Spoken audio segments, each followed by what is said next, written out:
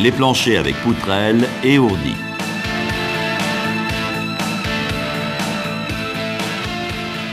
Voici un plancher réalisé avec des poutrelles et des ourdis.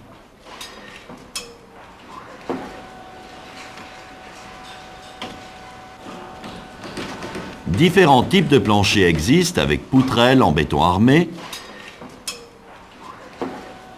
ou poutrelles en béton précontraint.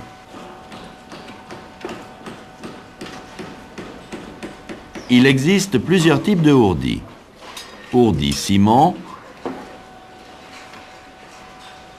ourdis polystyrène. Le fond de forme du vide sanitaire doit être plan. Pour faciliter la circulation des ouvriers, il est souhaitable que la hauteur entre le fond de forme et le plancher soit de 1,50 m minimum.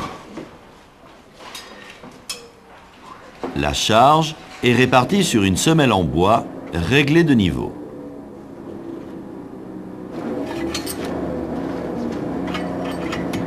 Les étais, pré-réglés en hauteur, sont positionnés.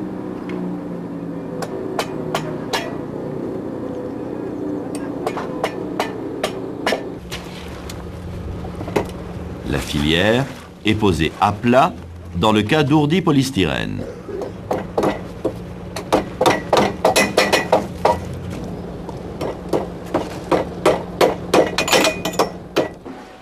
Voici des ourdis en polystyrène.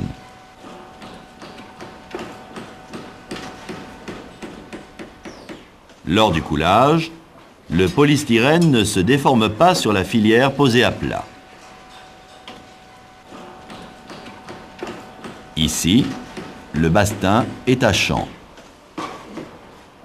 Lors du coulage, le polystyrène s'écrase sur le champ de la filière. Un contreventement stabilise l'ensemble des filières. Les filières intermédiaires sont réglées de niveau.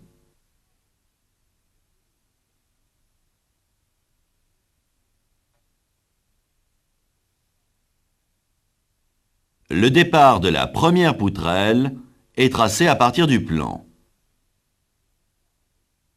Ici, la flèche donne le sens de pose. Le plan de pose du fabricant définit tous les paramètres à l'exécution du plancher. L'emplacement et le nombre de filières. Le repérage et la position des poutrelles. La nature des ourdis, le ferraillage et la classe du béton. Un contrôle de la zone d'appui est réalisé. Aucun acier ne doit gêner la pose des poutrelles. Les cadres ont un retrait suffisant. La surface d'appui doit être propre. Les longueurs des poutrelles sont contrôlées. Voici des poutrelles précontraintes, stockées sur une surface plane et stabilisées. Les cales sont positionnés aux extrémités. Les cales doivent se superposer.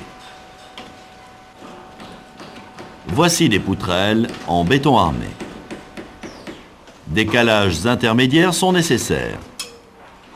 Les cales doivent se superposer. Les zones de levage sont situées aux extrémités.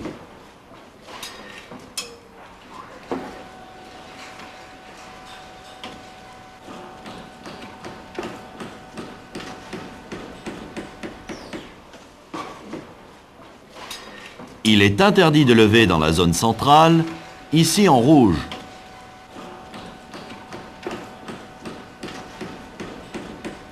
La poutrelle a toute sa résistance dans sa position normale de travail. Dans cette position, la poutrelle n'encaisse aucune charge et se casse très vite.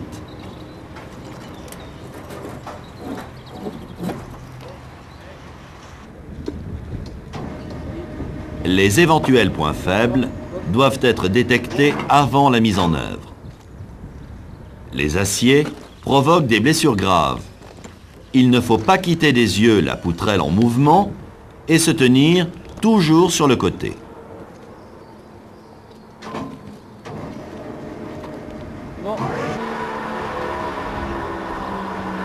L'aspect rugueux du béton nécessite le port des gants. Cet appui doit être au minimum de 2 cm.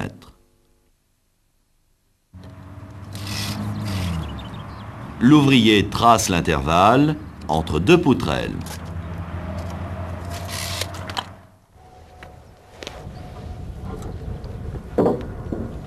La poutrelle est posée provisoirement en retrait de 1 cm.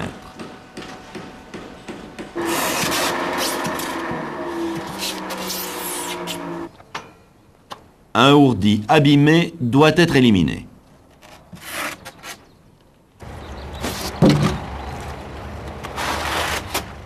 Seul un ourdi avec un appui franc est utilisé. Un ourdi est présenté à chaque extrémité. La poutrelle bloque les ourdis.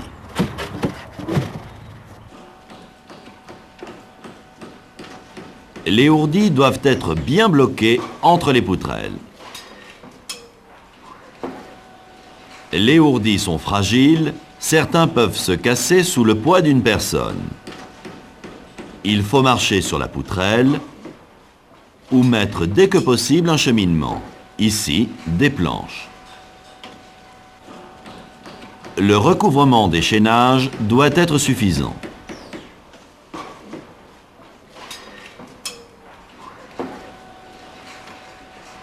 Le ferraillage de la table de compression est mis en place. Le recouvrement est d'une maille dans le sens de la répartition. Les fils porteurs sont perpendiculaires aux poutrelles. Les aciers chapeaux sont mis en place.